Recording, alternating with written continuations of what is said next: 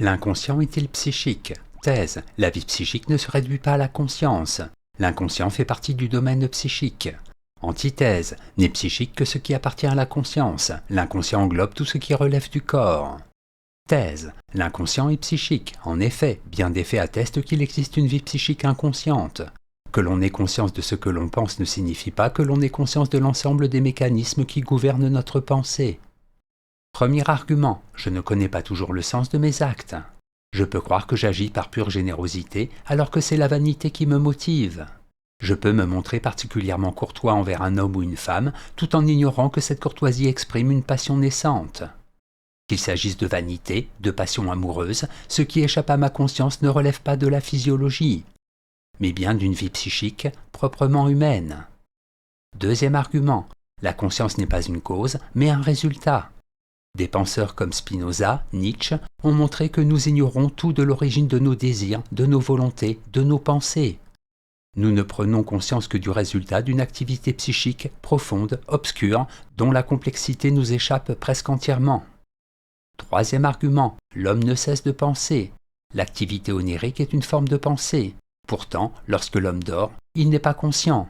Identiquement, dès l'instant où je pense à ce que je dis, je cesse de parler. Le bon orateur improvisant un discours ne sait pas quel mot va succéder à tel autre. Son inconscient travaille pour lui en lui fournissant la matière dont il a besoin pour poursuivre son propos. En bref, l'inconscient est manifestement psychique.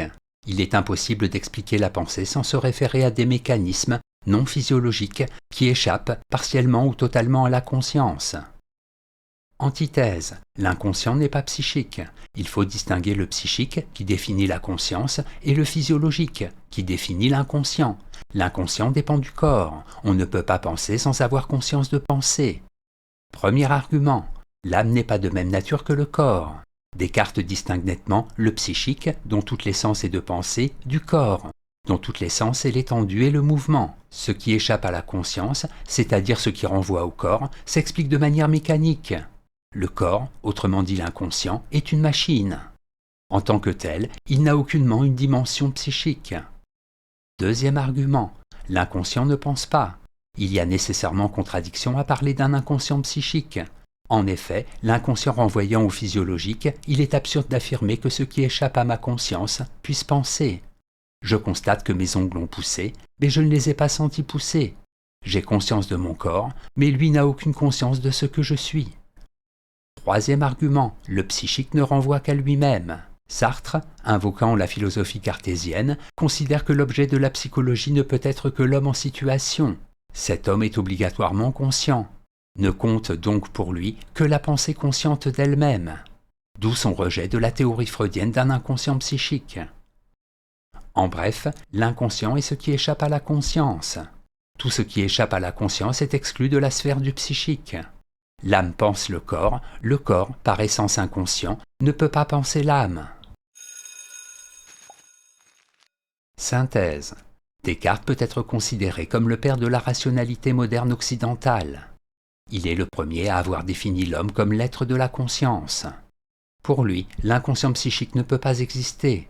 Alors que Nietzsche et Freud ont opté pour des positions radicalement opposées, Sartre, opérant un immense retour en arrière, affirme que la notion d'inconscient psychique constitue une contradiction dans les termes.